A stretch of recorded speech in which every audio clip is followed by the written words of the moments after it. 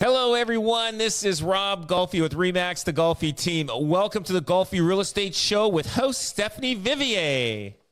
Well, hello there, Rob. And I understand you have a special guest with us today. Yes, we have Karen Roy, sales representative of the Golfi Team.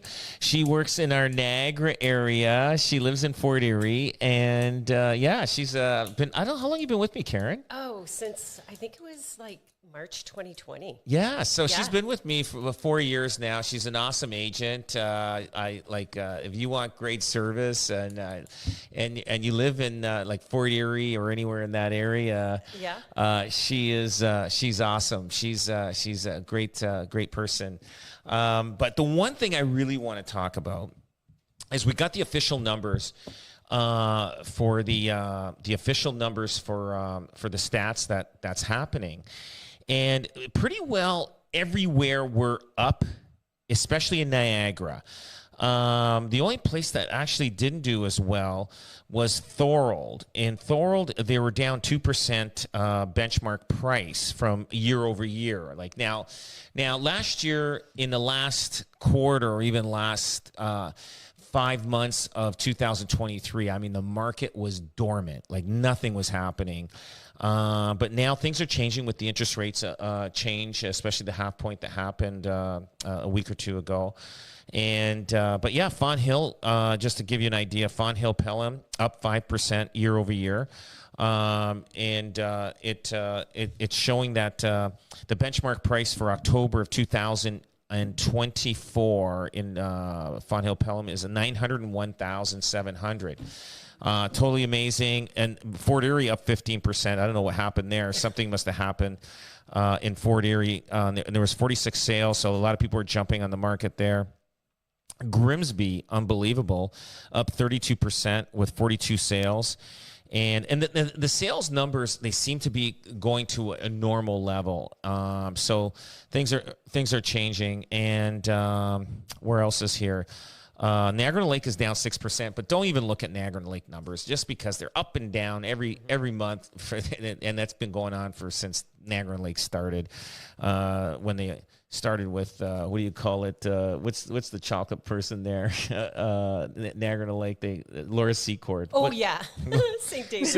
Since Laura Secord days. Laura Secord days. Yeah, but in the Niagara region, it had a continued upward trend with a 48% sales boost compared to last year, alongside with a rise, and this is all in Niagara, with a 642,500. Now, demand has started to stabilize with moderate inventory shifts, suggesting strong appeal for home buyers in search, affordable homes. So things, I'm telling you right now, still opportunity out there, still opportunity. The Hamilton area, is still jumping. There's only one area. It was Glanbrook. It was down 3%, but pretty well everywhere is up. Waterdown is up 10%. Burlington, the high-end area, is down 7%. When the high-end areas get it's hard for it to keep climbing because it gets to a certain level where it just can't. People just can't. It's saturated. Yeah, that's it. Because it shows Burlington down 7% in benchmark price. Even Halton Hills down 11% in benchmark price because they just went up way too high. Brantford down 8% benchmark price. It's just it's all over the place. But Niagara is actually it has done pretty good. And we're actually just prepping for our magazine to go out, our November, December issue, Christmas issue. That's going to go out. And everybody's going to see the numbers there. And these numbers that I give you, like everybody's giving numbers. My numbers are benchmark price. They're real numbers that they're not. You know how everybody says average price? If you get a small area, town, it could be like Thorold, it could be Niagara Falls or whatever that has, and then you get a couple of big sales that happen. It will construe the numbers if you put average price, because if you get a $10 million house and you mix that with all the other sales and average price, the average price is going to go up, and it doesn't give you the true price.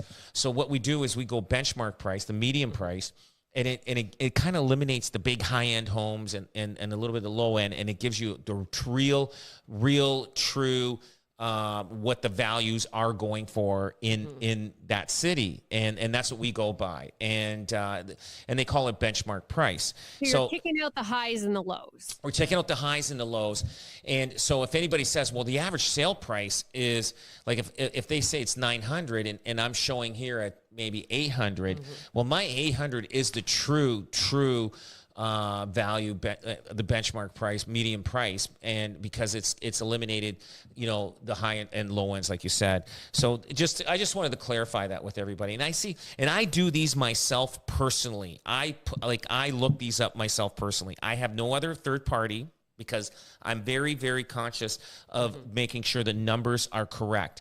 And somebody came to me from somebody else that put a flyer out with the numbers, and I go, those are way off. I go, whoever they hired to get those numbers had no clue what they were doing, and obviously the realtor that put that out didn't look at it and proof it, and so I just wanted to let everybody know that these are true numbers. When you get the magazine, look for the magazine. If you have a super mailbox, empty that super mailbox so you can fit this magazine in there, so you can get the stats. And but yeah, no, definitely. It's always good to watch. I go to people's homes. They save every issue and they just kind of flip through it. They do. Yeah, I see it. Yeah. It's pretty cool. It's pretty cool.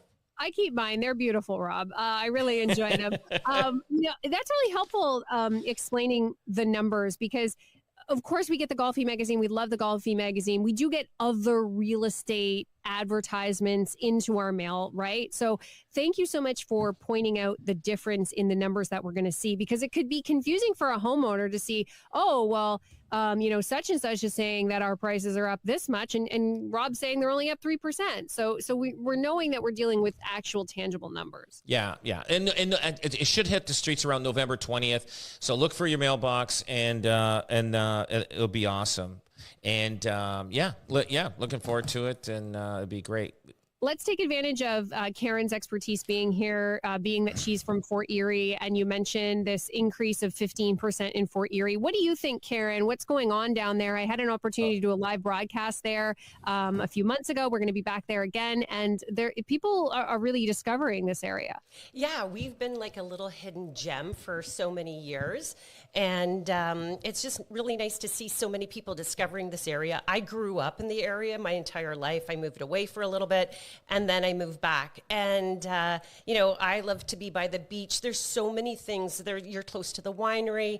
A lot of people like to fly out of Buffalo. So, living in Fort Erie, and there's just, you've got the beautiful parkway. There's just so many amazing things.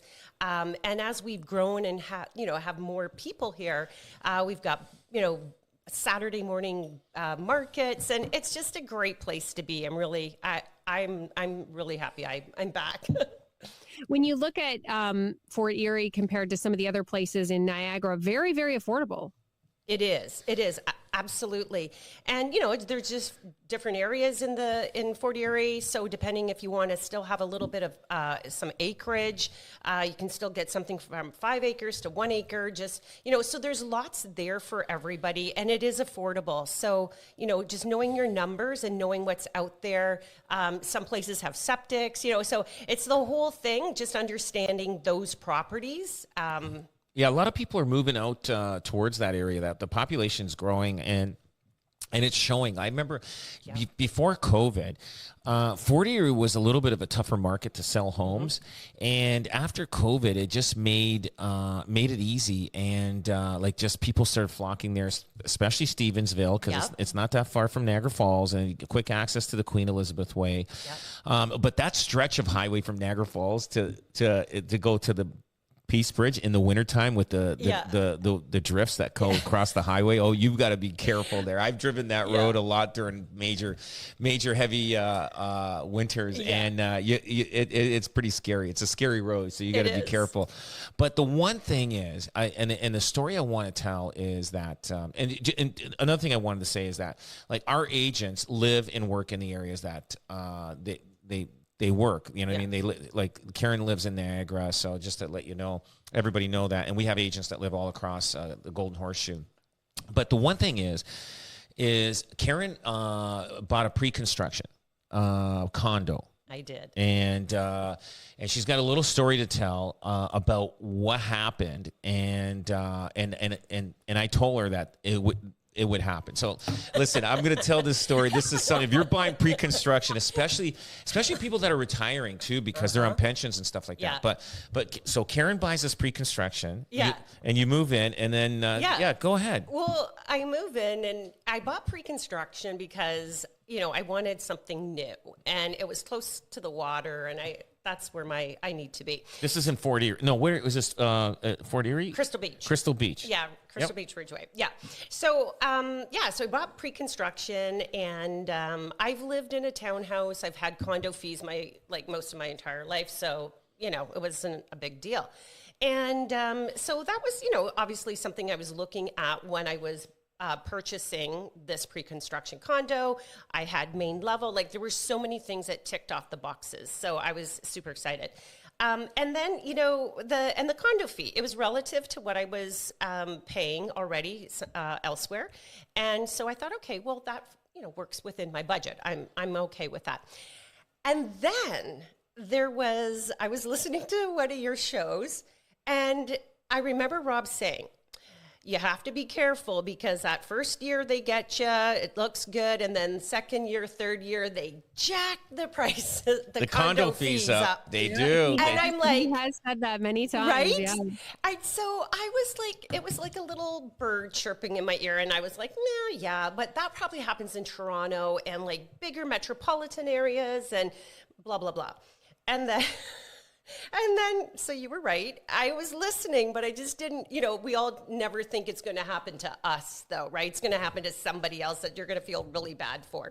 But it did. It happened to me this week. So you get an assessment in the mail, and your condo fees are going to double. Is that correct? Yeah, the condo fees are a little over doubling. Can you so that's crazy. So you bought, what did they estimate your condo fee is going to be when you purchased? This was it went up a little bit, but it was under mid 200s. Okay, so let's say 250. Now what do they 550. 550. Wow.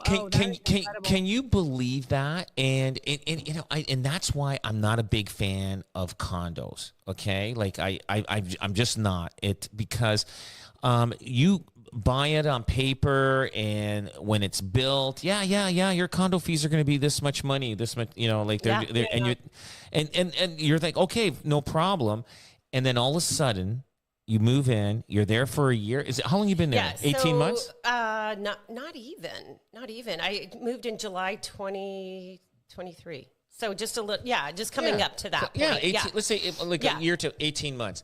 And then they come up with an assessment, and it's double. Thank you so much for joining us. Thank you very much.